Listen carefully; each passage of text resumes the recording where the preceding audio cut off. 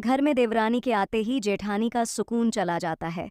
वो चाहे कितनी भी कोशिश कर ले साथ मिलकर रहने की, लेकिन क्या ये हो सकता है क्या? आइए देखते हैं। वर्मा जी के परिवार में 2 बेटे थे।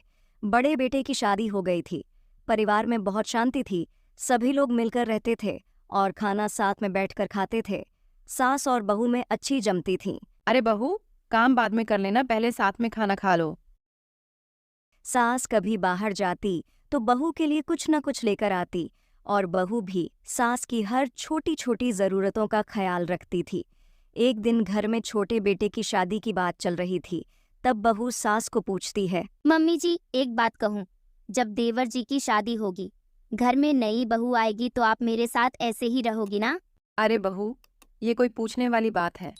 मैं हमेशा ऐसी ही रहूंगी। क्या है ना मम्मी जी, अब घर में नई बहू आने वाली है, इसलिए दिमाग में ख्याल आया। कुछ दिन ऐसे ही बीत जाते हैं। बहू सबका ख्याल अच्छे से रख रही थी। पापा जी, ये रही आपकी चाय। देवर जी, आपकी शर्ट धोनी है क्या? कुछ दिन बाद जब देवर की शादी हो जाती है और नई बहू घर में आती है, तब सास बहू से कहती है, बहू, आज तुम्हारा घर में पहला दिन है, आज कुछ अच्छा सा खाने में बनाओ।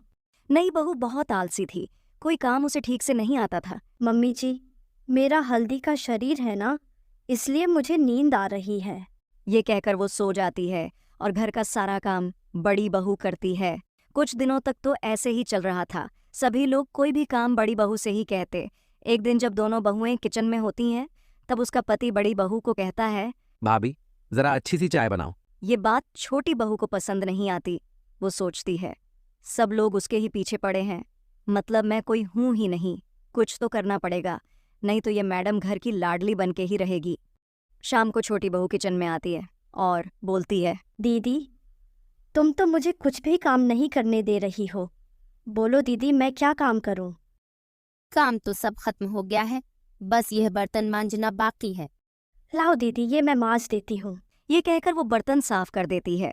जब सब लोग खाना खाने साथ में बैठते हैं, तब छोटी बहू कहती है, मुझे भूख नहीं है, मैं बाद में खाऊंगी। उसे सबके साथ रहना खाना पसंद नहीं था। वो ज्यादातर अकेले ही खाना पसंद करती थी। अगले दिन जब बड़ी बहू कपड़े धोने जा रही थी, तब छोटी बहू कहती है, मेरे पति के कपड़े तुम मत धोना, मैं धो लूंगी। बड़ी बहू खाना बनाने जा रही थी।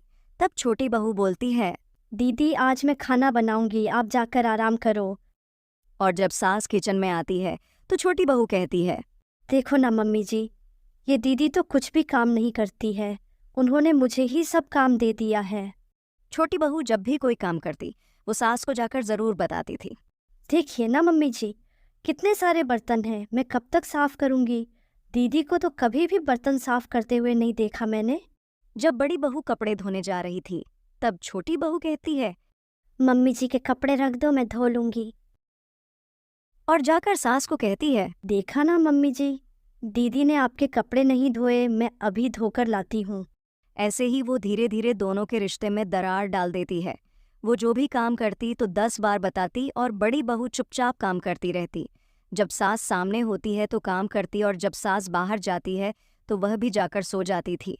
अब सास को भी ऐसे लगने लगा था कि सच में बड़ी बहू कुछ काम नहीं करती है और सास बड़ी बहू को कहती है, बहू, तुम कुछ भी काम नहीं कर रही आजकल। मैं देख रही हूँ, छोटी बहू सारा दिन काम करती रहती है, तुम सारा दिन आराम ही करती रहती हो। छोटी बहू को देखो, सारा दिन काम में लगी रहती है। मम्मी जी, वो हर काम को आपको बताकर करती है, इसलिए आपको ऐसा लगता है कि वह दिन भर काम करती रहती है। बस करो बहू, तुम तो आजकल जबान भी चलाने लगी हो। मैं तो तुम्हें अच्छा समझती थी। अगले दिन बड़ी बहू किचन में खाना बना रही थी। तभी उसके मायके से फोन आता है। तभी छोटी बहू बोलती है, दीदी आपका फोन आया है, मैं ये बना देती हूँ। बड़ी बहू फोन पर बात कर ही रही थी, तब सास किचन में आ जाती है और देखती है बड़ी बहू फोन पर बात कर रही है और छोटी बहू खाना बना रही है। ये देखकर सास को गुस्सा आता है और वो बड़ी बहू को कहती है, तुम तो कहती थी ना कि तुम ये सब काम करती हो। यहाँ छोटी बहू काम कर रही है और तुम बैठकर यहाँ पर गप्पे लड़ा रही हो। नहीं मम्मी जी, खाना मैंने बनाया है, बस अभी मेरा फोन आया था। रोज रोज के झगड़े से बड़ी बहू भी थक गई थी। वो अपने मायके चली जाती है। दूसरे दिन छोटी बहू को पूरा दिन लग जाता है, तभी भी उसके पूरा घर का काम खत्म नहीं होता है। वो धीरे धीरे काम करती है।